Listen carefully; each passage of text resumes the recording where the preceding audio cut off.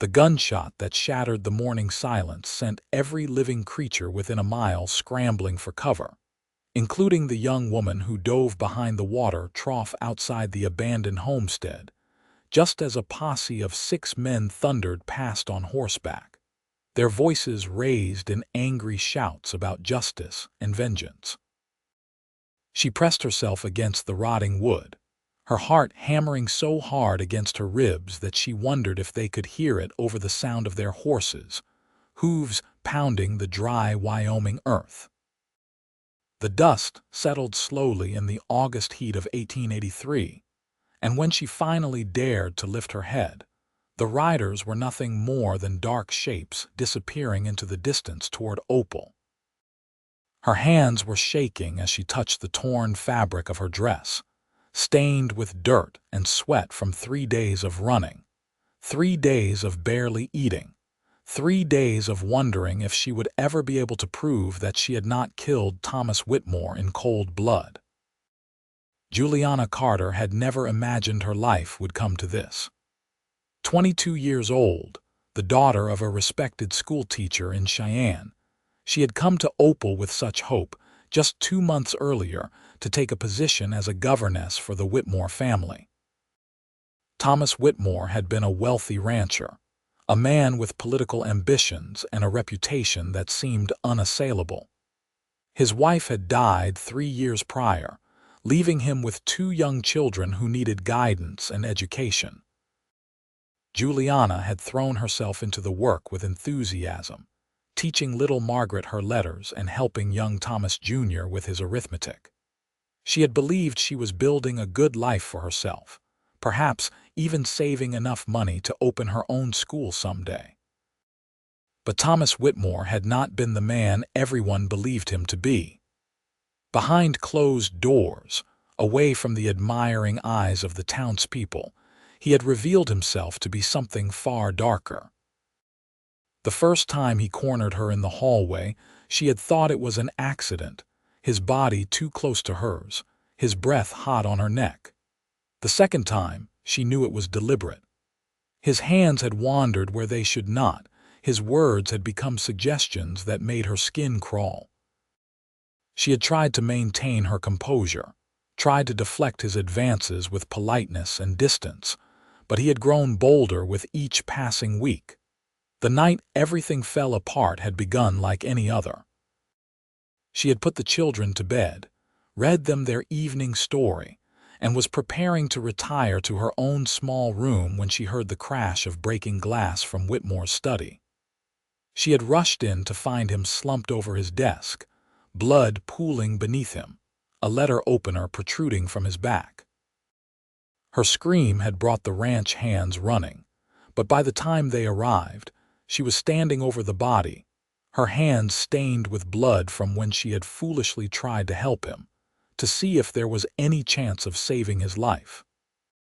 The foreman, a cruel man named Silas Dutch who had always looked at her with undisguised contempt, had not even waited for an explanation.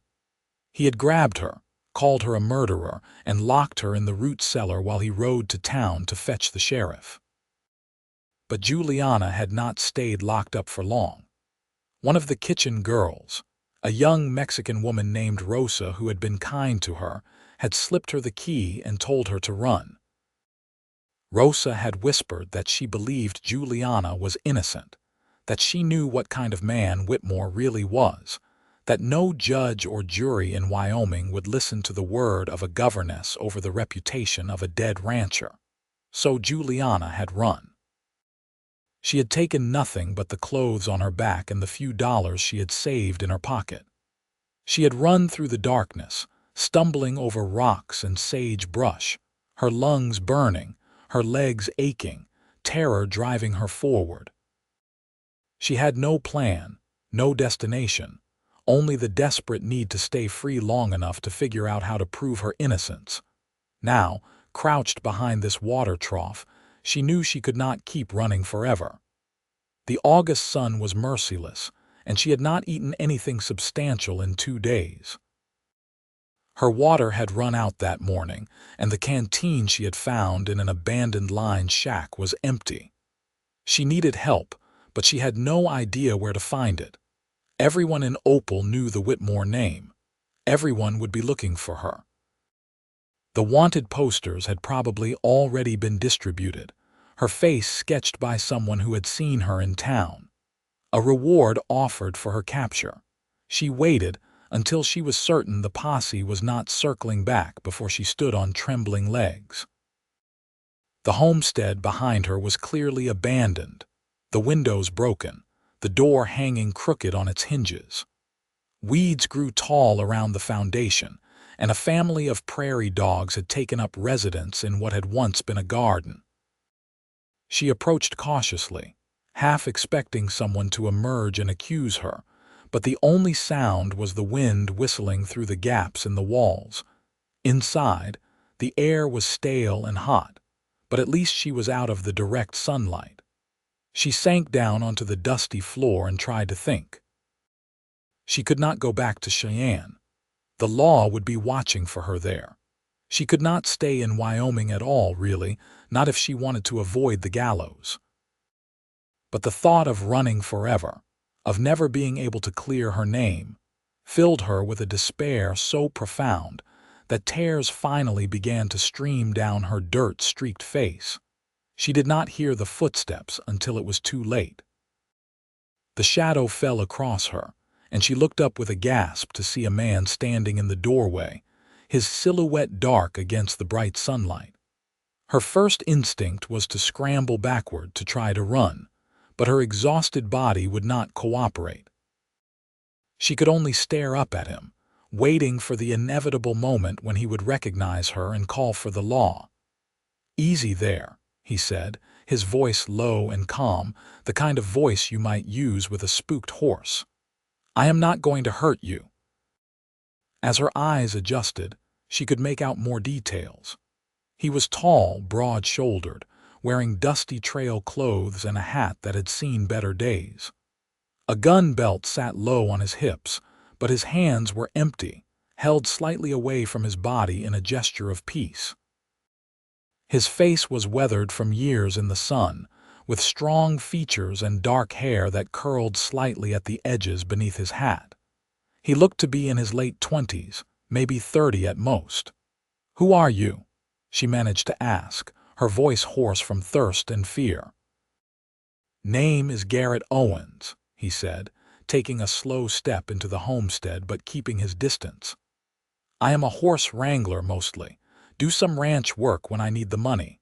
I was passing through when I saw the posse earlier and figured someone might be in trouble. Did not expect to find a woman hiding out here." Juliana's mind raced. Could she trust him? Did she have any choice? "Are you going to turn me in?" Garrett was quiet for a moment, studying her with eyes that were a surprising shade of green in his tanned face. "Depends on what you did, I suppose." "That posse was pretty worked up. Heard them shouting something about murder." "I did not do it," she said, and the words came out desperate, pleading. "I swear on my mother's grave I did not kill him. I found him already dying and I tried to help, but they think I am guilty because I was there, because I had blood on my hands." "Who was killed?" Garrett asked, and there was something in his tone that made her think he actually wanted to know, that he was not just asking out of morbid curiosity. "Thomas Whitmore," she whispered. "I was the governess for his children. He was not a good man, but I did not kill him. Someone else did, and they are letting me take the blame." Garrett's expression shifted at the name Whitmore, something flickering across his face that might have been recognition or anger or both. He removed his hat and ran a hand through his hair, then looked back at her with an intensity that made her breath catch. "I knew Whitmore," he said quietly. "Worked on his ranch about 5 years back before his wife died. He was a bastard even then, but he hid it well from most folks. Got worse after she passed, from what I heard." He paused, seeming to make some kind of decision. "You look like hell, pardon my language. When did you last eat or drink?" "Yesterday morning," she admitted. "Maybe the morning before, I am not sure anymore." He nodded and turned back toward the door. "Stay here. I have supplies on my horse. You need water and food before you collapse." She watched him go, half convinced he would return with the sheriff. But when he came back a few minutes later, he was carrying saddlebags and a canteen. He handed her the canteen first, and she drank greedily, the water so sweet and cool that she nearly sobbed with relief. "Slow down," he cautioned. "You will make yourself sick." She forced herself to drink more slowly while he pulled out some jerky and hardtack from his bags. It was not much, but to her starving body, it might as well have been a feast at the finest hotel in Denver. She ate while he watched, his expression thoughtful. "My name is Juliana Carter," she said after she had taken the edge off her hunger. "I am from Cheyenne originally. I came to Opal for honest work, and now I am running for my life for a crime I did not commit." "Juliana," he repeated, and the way he said her name, carefully and without judgment, made something tight in her chest loosen just slightly. "If you are telling the truth about being innocent, then running is only going to make things worse. They will hunt you down eventually, and when they catch you, no one will believe your story." "I know," she said miserably. "But if I turn myself in, they will hang me without a trial. I have no proof of my innocence. It is my word against a dead man's reputation." Garrett sat down on the floor across from her, his back against the wall. "Tell me exactly what happened that night, every detail you can remember." So she did. She told him about Whitmore's increasingly aggressive behavior, about the night she had heard the crash and found him dying, about the letter opener and the blood and the way Silas Dutch had looked at her with such certainty that she was guilty. She told him about Rosa helping her escape and about the 3 days of running and hiding. When she finished, Garrett was quiet for a long moment. "Did you see anyone else in the house that night? Anyone who might have had reason to want Whitmore dead?" "No," she said. "But there were several ranch hands who stayed in the bunkhouse, and Silas Dutch had his own cabin near the main house. Any of them could have gotten in without me noticing. I was upstairs with the children until I heard the crash." "Dutch," Garrett muttered, and there was definite distaste in his voice now. "He's still running that ranch. He is the foreman," Juliana confirmed. "He has been with Whitmore for years, I think." "Why?" "Just something I remember from when I worked there," Garrett said, but he did not elaborate. Instead, he stood and offered her his hand. "Come on, we cannot stay here. That posse might circle back, and this is too obvious a hiding place." She took his hand and let him pull her to her feet, surprised by the calluses on his palm and the strength in his grip. "Where will we go?" "I have a camp about 10 miles north of here, up in the foothills. It is well hidden and I have supplies. You can rest there while I do some asking around in Opal, see what I can learn about what really happened that night." "Why are you helping me?" she asked, searching his face for an answer. "You do not know me. You have no reason to believe I am innocent." Garrett looked at her for a long moment, his green eyes serious. "I told you, I knew Whitmore. I know what kind of man he was. And I look at you and I do not see a killer. I see someone who is scared and alone and telling the truth." He paused. "Besides, if you are lying and you did kill him, well, I reckon I can handle myself. But my gut tells me you are not lying, and I learned a long time ago to trust my gut." It was not a declaration of absolute faith, but it was more than anyone else had offered her in 3 days. Juliana felt tears prick at her eyes again, but she blinked them back. She could not afford to fall apart now, not when someone was finally willing to help her. "Thank you," she whispered. He nodded once, then gathered his saddlebags. "Can you ride?" "Yes," she said, though in truth she had not been on a horse in months. "Good. My horse can carry us both for the distance.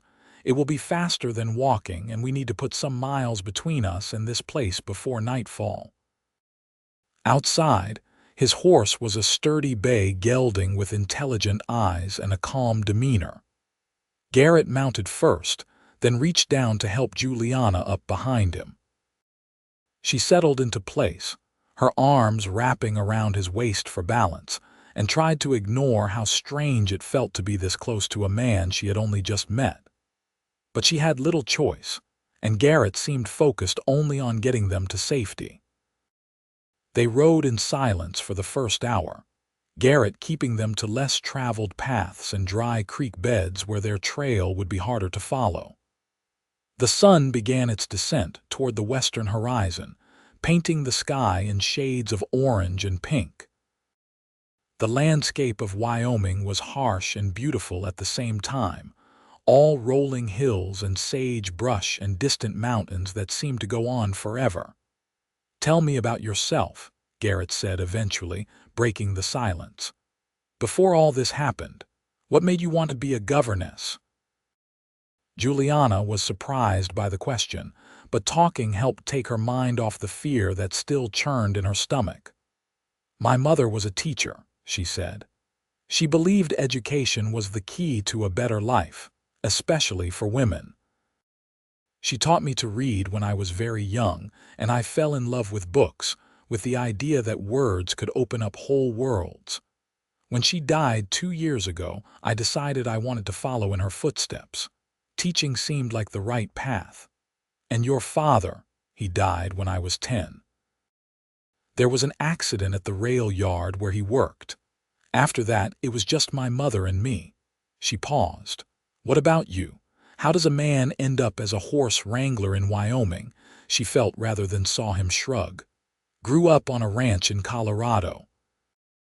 My father raised horses, taught me everything he knew about training them. When he died, my older brother inherited the ranch, and we did not exactly see eye to eye on how things should be run. So I left, started working wherever I could find jobs that involved horses. Been doing it for about 8 years now." "Do you miss having a home?" she asked. "Sometimes," he admitted. "But there is something to be said for freedom, for not being tied down to one place. I go where the work is, see new country, meet new people. It suits me well enough." They fell silent again, but it was a more comfortable silence now. Juliana found herself relaxing slightly against his back, her exhaustion catching up with her now that she had food and water in her system and was no longer running on pure fear. The sun was setting in earnest when they finally reached Garrett's camp. It was nestled in a small canyon with a spring-fed creek and enough tree cover to hide a fire. He had set up a simple canvas tent and had his gear organized with the efficiency of someone who had lived on the trail for years. He helped her down from the horse and she stumbled slightly, her legs stiff from the ride. He steadied her with a hand on her elbow, and she was aware again of his strength, of the quiet competence in the way he moved. "You should rest," he said. "The tent is yours tonight." "I will sleep under the stars." "I cannot take your tent," she protested. "Yes, you can," he said firmly. "You need real rest and you need to feel safe enough to actually sleep. The tent will help with that." She wanted to argue, but the truth was she could barely keep her eyes open. "Thank you, Garrett, for everything." He nodded and turned to tend to his horse, giving her privacy to crawl into the tent. Inside, there was a bedroll that smelled like leather and sage and something distinctly masculine. She lay down on it and closed her eyes, certain she would be too anxious to sleep, but within minutes, she had drifted off into the first real rest she had had in days. When she woke, it was fully dark, and the smell of coffee and frying bacon filled the air. She emerged from the tent to find Garrett crouched by the fire, tending to a pan. He looked up when he heard her and gestured to a seat on a log he had positioned near the flames. "Figured you would wake up hungry," he said. She sat and accepted the tin plate he handed her, loaded with bacon and beans. They ate together in the flickering firelight, and Juliana found herself studying him when she thought he was not looking. There was something solid about Garrett Owens, something dependable. He had not questioned her innocence after hearing her story, had not demanded anything from her in exchange for his help. In a world that had suddenly become hostile and terrifying, he was an unexpected anchor. "Tomorrow I will ride into Opal," he said after they had finished eating. "I want to talk to some people, see what I can learn about the investigation. There is a woman who runs the boarding house there, Mrs. Ellen Granger. She knows everyone and everything that happens in that town. If anyone has information about who might have wanted Whitmore dead, it will be her." "Is it safe for you to go there?" Juliana asked. "What if someone recognizes you and connects you to me?" "No one knows I am helping you," he pointed out. "Far as anyone knows, I am just a drifter passing through. I can ask questions without raising suspicion." He paused. "But you need to promise me you will stay here at camp. Do not try to run again. If we are going to clear your name, we need to work together." "I promise," she said, and she meant it. She had no energy left for running, and more importantly, she was starting to believe that Garrett might actually be able to help her.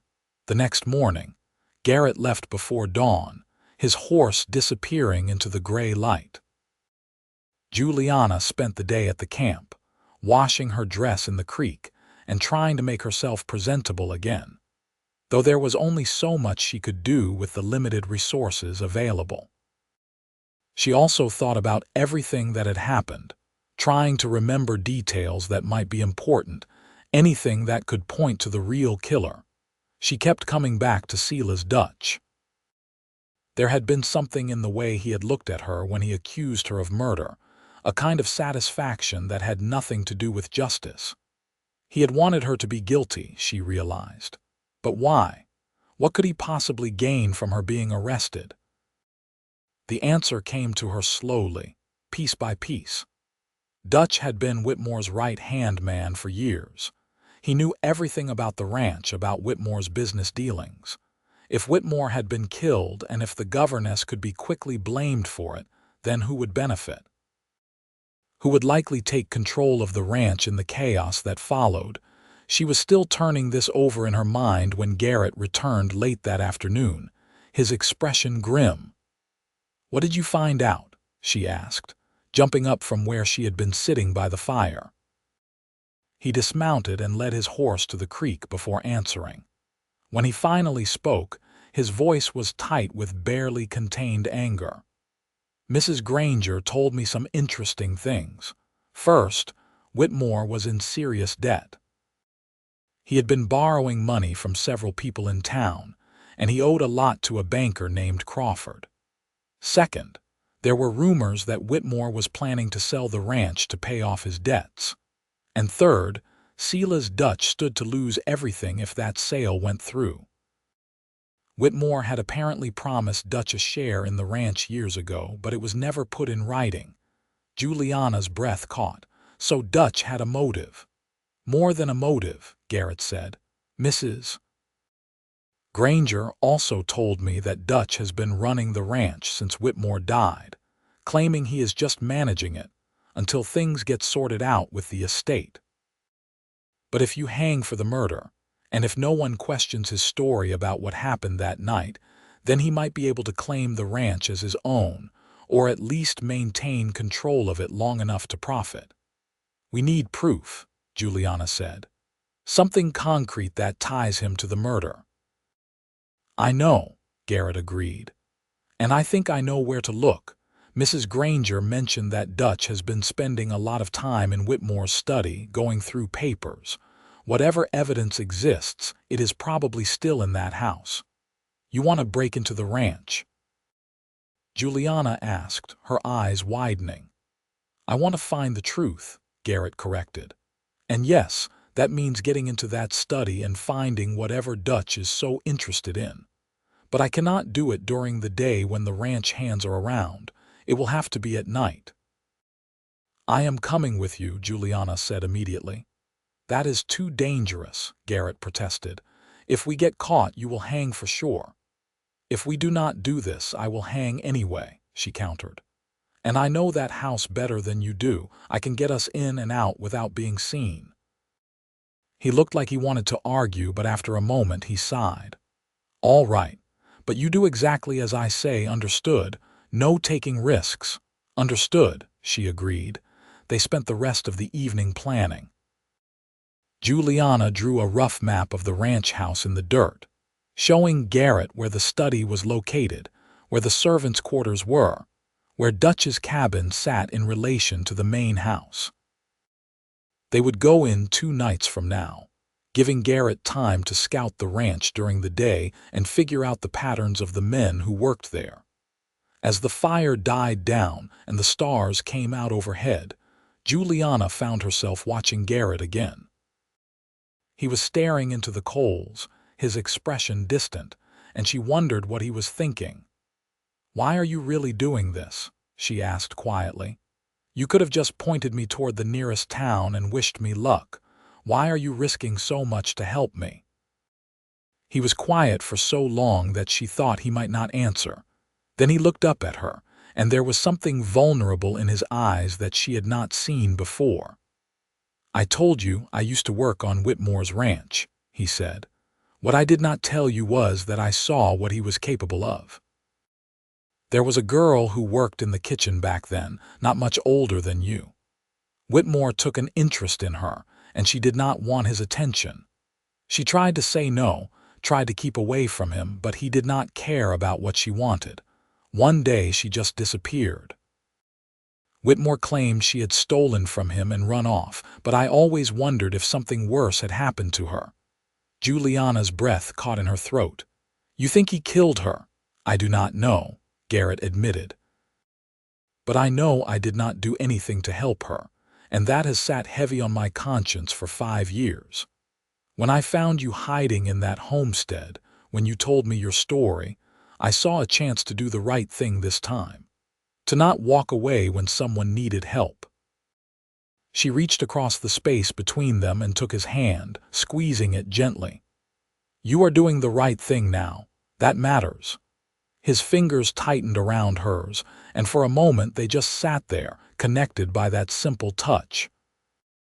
Then Garrett cleared his throat and pulled away, standing up. "We should get some sleep," he said. "Long days ahead." But Juliana lay awake in the tent for hours that night, thinking about the man who was risking everything to help her, about the pain she had heard in his voice when he spoke about the girl he could not save. She thought about the way his hand had felt in hers, warm and strong, and the strange flutter in her chest that had nothing to do with fear and everything to do with something she was not ready to name yet. The next 2 days passed in a strange kind of limbo. Garrett made trips to town and to the outskirts of the ranch, observing and learning. Juliana stayed at the camp, trying to stay busy, trying not to think about all the ways their plan could go wrong. They talked more during those days, sharing stories about their lives, their hopes, their fears. She learned that Garrett had been engaged once, years ago, to a girl in Colorado who had decided she wanted a husband with money and prospects, rather than a horse wrangler with dirt under his nails. He learned that Juliana had always dreamed of traveling, of seeing the ocean, of reading every book ever written. There was a growing ease between them, a comfort that felt almost dangerous given the circumstances. Juliana caught herself watching him more and more, noticing the way he moved, the sound of his laugh, the gentle way he treated his horse. She noticed, too, that he looked at her sometimes with an expression she could not quite read, something that made her heart beat faster. On the night they were to break into the ranch, they rode out under a sliver of moon. Garrett had mapped out a route that would bring them in from the back side of the property, through a creek bed that would hide their approach. They left his horse tied in a grove of cottonwood trees about a 1/4 mile from the house, and covered the rest of the distance on foot.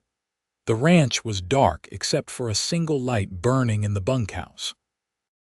They crept around to the back of the main house, where Juliana knew there was a door that led directly into the kitchen. She had always left it unlocked when she lived there, a habit from her childhood that had driven the housekeeper crazy. She prayed that whoever was running the house now had been equally careless. The door opened with barely a creak. Inside, the kitchen was dark and smelled faintly of the evening meal. They moved through it carefully, avoiding the table and chairs, their footsteps muffled by the worn rug. The hallway beyond was even darker, but Juliana knew the way by heart. She led Garrett to the study door and tried the handle. Locked. She felt Garrett move beside her, heard the faint jingle of metal, and then he was working at the lock with tools she could not see in the darkness. It took less than a minute before she heard a soft click and the door swung open. Inside, the study looked much as it had the night Whitmore died. The desk was still positioned in the center of the room, though someone had cleaned away the blood.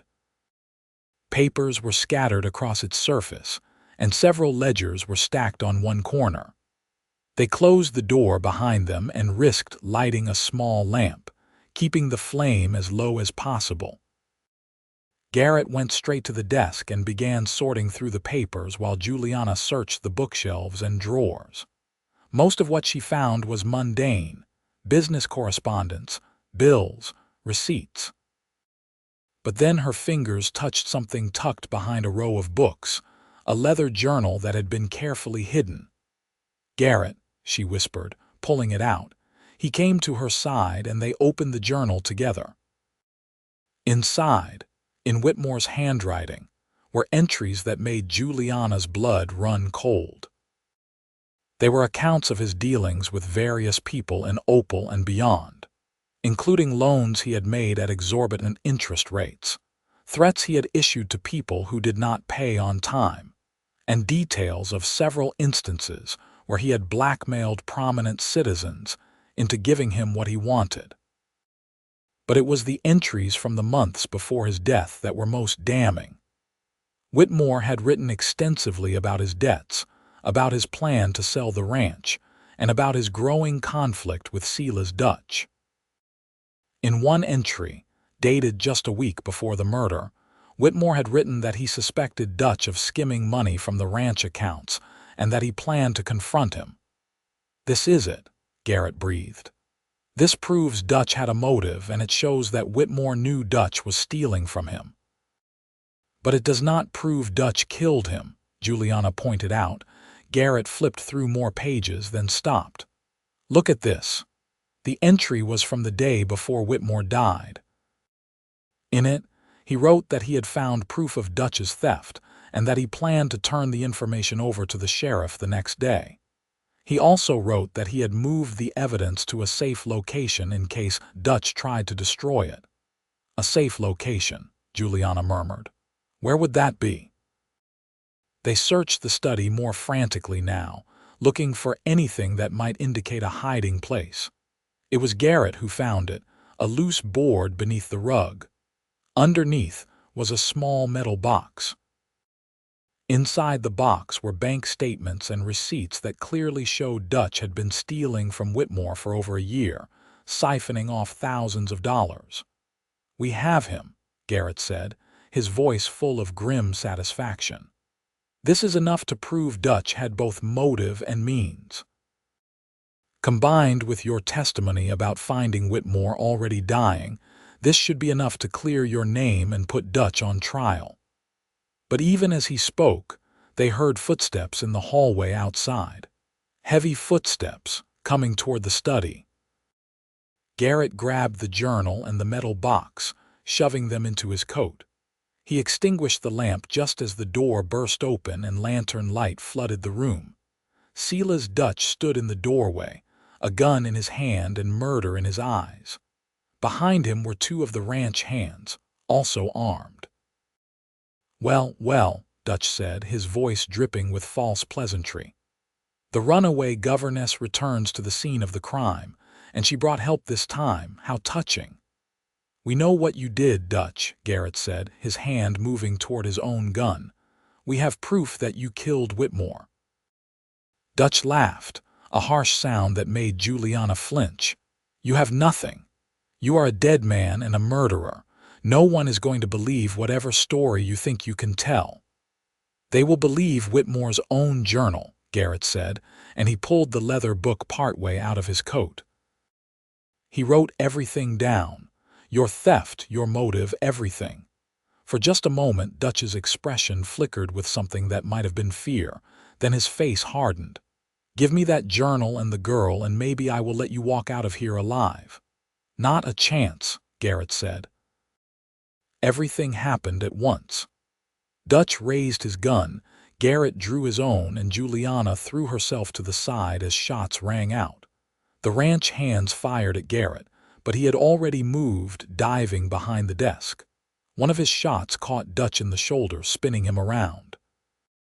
The other ranch hands scrambled for cover, and suddenly the study was full of gunsmoke and chaos.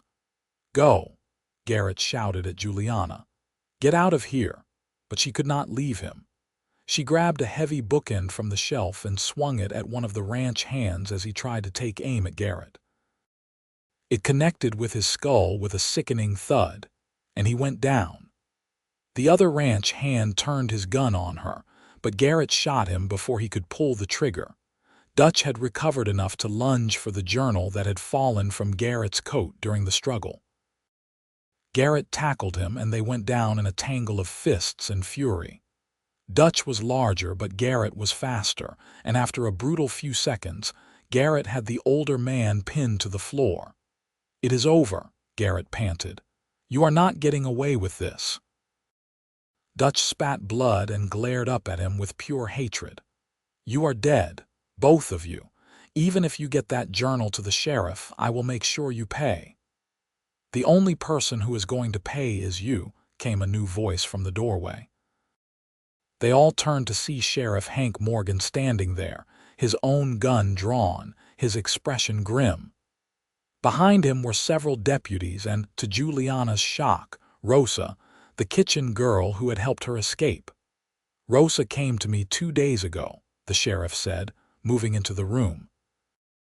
She told me she had seen Silas Dutch leaving Whitmore's study the night of the murder, about 15 minutes before Miss Carter found the body. She was too scared to say anything at first, afraid Dutch would hurt her, but her conscience got the better of her. I have been watching the ranch since then, waiting for Dutch to make a mistake. Looks like he made several tonight. Garrett slowly stood, keeping his gun trained on Dutch while one of the deputies moved in to put handcuffs on the wounded man. The other deputy checked on the 2 ranch hands, one unconscious and one dead. Miss Carter, the sheriff said, turning to Juliana. I owe you an apology.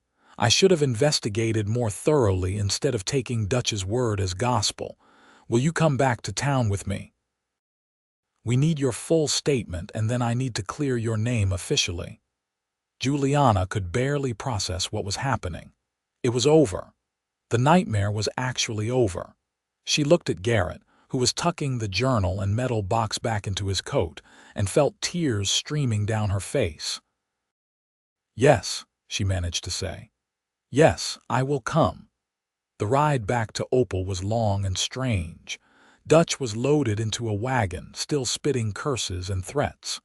Rosa rode with Juliana and Garrett, explaining in a rush how her guilt had grown every day until she could no longer stay silent. The sheriff listened to Juliana's full account of what had happened that night, asked detailed questions, and took notes. By the time they reached town, dawn was breaking over the eastern horizon. At the sheriff's office, Juliana gave her formal statement. Garrett turned over Whitmore's journal and the evidence of Dutch's theft. The sheriff brought in several witnesses, including Mrs. Granger from the boarding house, who testified that she had seen Dutch acting strangely in the days after Whitmore's death. By midday, the sheriff declared that all charges against Juliana Carter were dropped, and that Silas Dutch would stand trial for the murder of Thomas Whitmore. When they finally walked out of the sheriff's office, Juliana felt like she was in a dream. The sun was warm on her face, and people were going about their normal business in the street, completely unaware that her entire world had just shifted back into place. "I cannot believe it is really over," she said to Garrett, who stood beside her on the wooden sidewalk.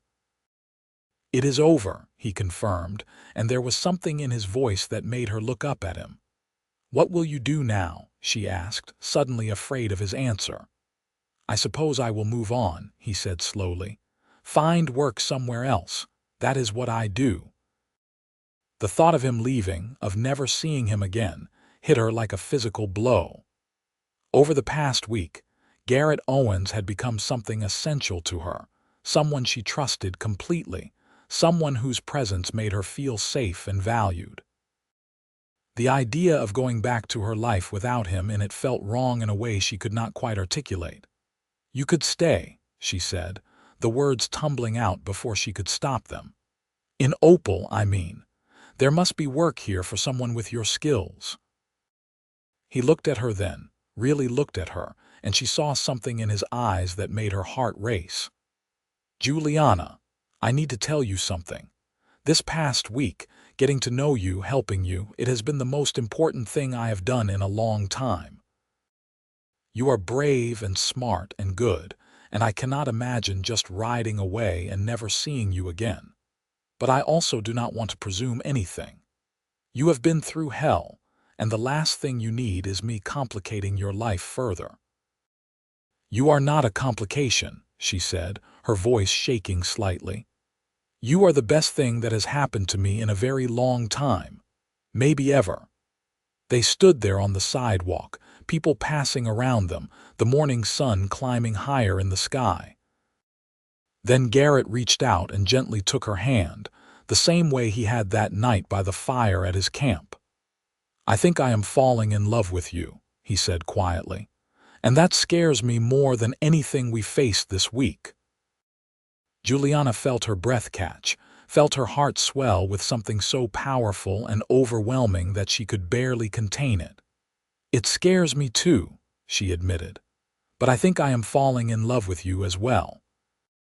He smiled then, a real smile that transformed his whole face, and without thinking about propriety or what people might say, Juliana rose up on her toes and kissed him.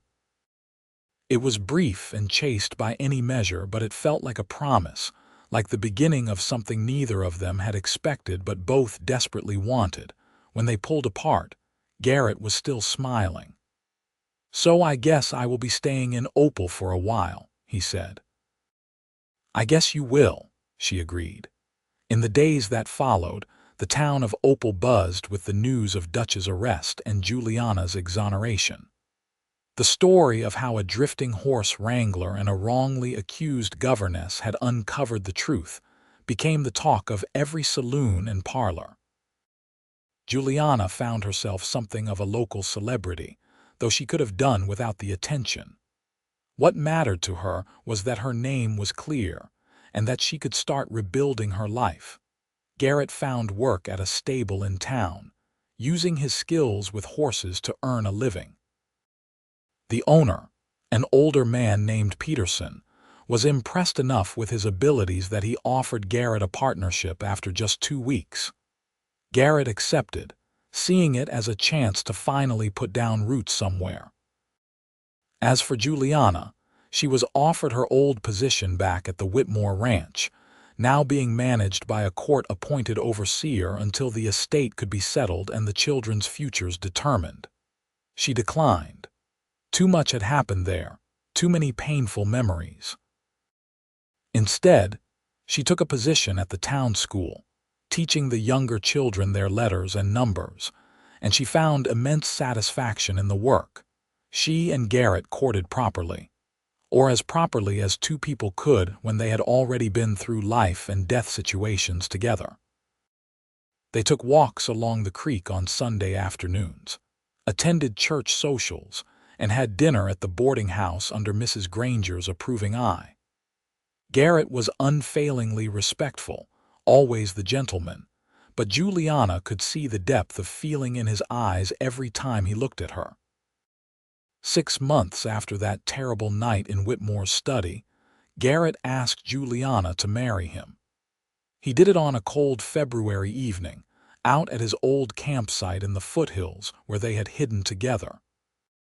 He had brought a blanket and a picnic dinner, and after they had eaten, he pulled out a simple gold band.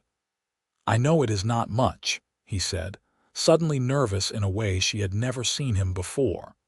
"But I wanted to give you something that meant I am serious about this, about us. Juliana Carter, will you marry me?" She did not even have to think about it. "Yes," she said, throwing her arms around his neck. "Yes, 1,000 times yes." They were married in April of 1884 in the small church in Opal with what felt like the entire town in attendance. Mrs. Granger cried through the whole ceremony, claiming she had known they were perfect for each other from the moment she heard the story of how they met. Rosa was there too, beaming with happiness for the woman whose life she had helped save. Juliana wore a simple white dress that Mrs. Granger had helped her sew, and Garrett wore a new suit that made him look almost uncomfortable, though Juliana thought he was the most handsome man she had ever seen. When the preacher pronounced them husband and wife, and Garrett kissed her in front of everyone, Juliana felt a happiness so complete that she wondered how she had ever survived without him. They bought a small house on the outskirts of Opal, a place with enough land for Garrett to keep a few horses and for Juliana to plant a garden. It was not fancy, but it was theirs, and they filled it with simple furniture and big dreams. Life settled into a comfortable rhythm. Garrett's partnership at the stable flourished, and he gained a reputation as one of the best horse trainers in Wyoming. Juliana continued teaching, though she had to leave her position when she became pregnant with their first child in the winter of 1884. Their son was born in August of 1885, a healthy baby with his father's green eyes and his mother's dark hair. They named him Samuel, after Garrett's father, and Juliana thought her heart might burst with love every time she held him. Garrett was a devoted father from the first moment, staying up through the night when Samuel was fussy, learning to change diapers and mix formula with the same careful attention he gave to training horses. 2 years later, their daughter Elizabeth arrived, a tiny, fierce thing who had her mother's determination and her father's stubbornness. Garrett joked that they were going to have their hands full with that one, and he was right. Elizabeth walked before she was a year old and was climbing everything in sight by the time she was 2. As their children grew, Juliana and Garrett told them the story of how they met, though they left out the more frightening details until the children were old enough to understand. Samuel and Elizabeth grew up knowing that their parents had fought for each other, that their love had been forged in danger and hardship, and had only grown stronger because of it. Silas Dutch was convicted of murder and hanged in the summer of 1884. Before he died, he confessed to the crime, admitting that he had killed Whitmore in a rage after the rancher had discovered his theft and threatened to have him arrested. He had left the letter opener in Whitmore's back and had been planning to frame one of the other ranch hands for the crime when Juliana had walked in and provided him with an even better scapegoat. His confession confirmed everything Garrett and Juliana had suspected and brought final closure to that dark chapter of their lives. The Whitmore children were eventually sent to live with relatives in Denver, and the ranch was sold to pay off their father's debts. A new family bought the property and turned it into a successful cattle operation, and the dark history of Thomas Whitmore slowly faded from Opal's collective memory. As the years passed, Juliana and Garrett built a life that neither of them had imagined possible during those desperate days in August of 1883. They grew older together, their love deepening with every shared sunrise and every challenge they faced as partners. They added another child to their family in 1889, a second daughter they named Grace, who was as gentle as her older sister was fierce. Garrett expanded his business, eventually buying Peterson's share of the stable and becoming the sole owner. He hired several hands to help with the work, including a young man who reminded him a bit of himself at that age, someone looking for a chance to prove himself. Juliana went back to teaching when Grace started school, and she eventually became the head mistress of Opal's school, a position she held with pride and skill. They faced hardships, as all couples do. There were harsh winters when money was tight, and illnesses that scared them half to death. Elizabeth nearly died of scarlet fever when she was 8, and Garrett broke his leg badly when a horse kicked him in 1892. But through it all, they had each other, and that made everything bearable. On quiet nights after the children were asleep, they would sit together on their porch and watch the stars come out over the Wyoming hills. Sometimes they talked about the past, about that night they met, about how much their lives had changed. Other times they simply sat in comfortable silence, their hands linked, their bodies close. "You ever regret it?" Juliana asked one such night in 1895.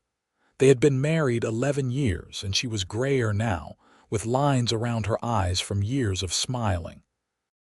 Garrett's hair was starting to silver at the temples, and his hands bore the scars of decades of hard work.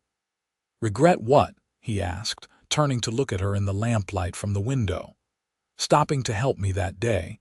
You could have just kept riding. Your life would have been simpler." Garrett laughed and pulled her closer, kissing her temple. "Simpler, maybe, but it would not have been a life worth living. You are the best thing that ever happened to me, Juliana. I knew it that first day, even if it took my brain a while to catch up with my heart. I have never regretted a single moment of loving you." She leaned her head against his shoulder, feeling the steady beat of his heart through his shirt. "I love you too, more than I can ever put into words." As the 19th century drew to a close, Samuel grew into a young man with his father's skill with horses and his mother's love of learning. He went off to study veterinary medicine in Denver, sending letters home regularly about his studies and his life in the city. Elizabeth, true to form, became a suffragette, much to her parents' mixed pride and consternation. She wrote passionate letters to newspapers arguing for women's right to vote and attended rallies whenever she could. Grace, the youngest, showed an early talent for music and spent hours at the piano they had managed to buy when Garrett's business had a particularly good year. In 1900, when the new century dawned, Garrett and Juliana celebrated their 16th wedding anniversary. They threw a party at their house, inviting friends and neighbors and Mrs. Granger, who was still running the boarding house at the age of 70. Rosa came too, now married herself with 4 children, still grateful to Juliana and Garrett for the courage they had shown all those years ago. As Juliana stood in her parlor, surrounded by the people she loved, watching her husband laugh with their son and their daughters, she marveled at the twists and turns that had brought her to this moment. She had been so young when she came to Opal, so naive about the darkness that could exist in the world. She had faced that darkness, had run from it, had nearly been destroyed by it. But she had also found light in the most unexpected place, in a cowboy who had looked at her with belief rather than suspicion, who had risked everything to help her, who had loved her with a steadiness and devotion that still took her breath away. The 20th century brought more changes. Samuel returned to Opal after finishing his studies and opened a veterinary practice. He married a school teacher from Cheyenne, a quiet woman named Helen who adored him. Elizabeth moved to Denver to work for the suffrage movement, and though her parents worried about her, they were immensely proud of her passion and courage.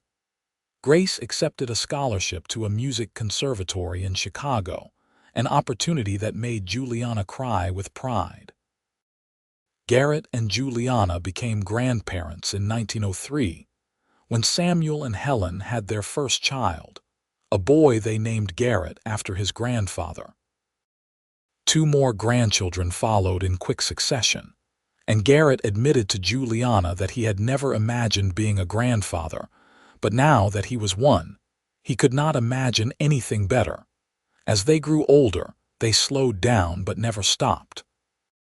Garrett continued to work with horses well into his 60s, though he left the more dangerous work to younger men. Juliana taught until she was 65, finally retiring when her eyesight began to fail, and the school board insisted she had earned her rest. They traveled a bit in their later years, something Juliana had always dreamed of doing. They went to Denver to visit Elizabeth and her husband, a lawyer who shared her passion for justice. They went to Chicago to hear Grace play piano at her recital hall, and Juliana wept at the beauty of her daughter's music. They even went to San Francisco once, so Juliana could see the ocean she had dreamed about as a girl. She stood on the beach with Garrett's arm around her and watched the waves crash against the shore. And she thought about how far she had come from that terrified young woman hiding in an abandoned homestead. In 1920, when the 19th Amendment was finally passed giving women the right to vote, Elizabeth sent them a telegram from Denver. Juliana and Garrett celebrated with champagne that Garrett had been saving for a special occasion, toasting their daughter's tenacity and the progress of the nation. They celebrated their 40th wedding anniversary in 1924, surrounded by children, grandchildren, and even a few great-grandchildren. The party was held at Samuel's large house on the edge of Opal, and it felt like the whole town came to honor the couple who had become something of a legend in the community. Stories were told about the night Garrett and Juliana had uncovered a murderer, about their courage and their love, and both of them blushed at the attention even after all these years. That night, when they finally returned to their own house, the same small place they had bought as newlyweds, they sat together in their bedroom. Garrett's hair was completely white now, and his hands trembled slightly from age.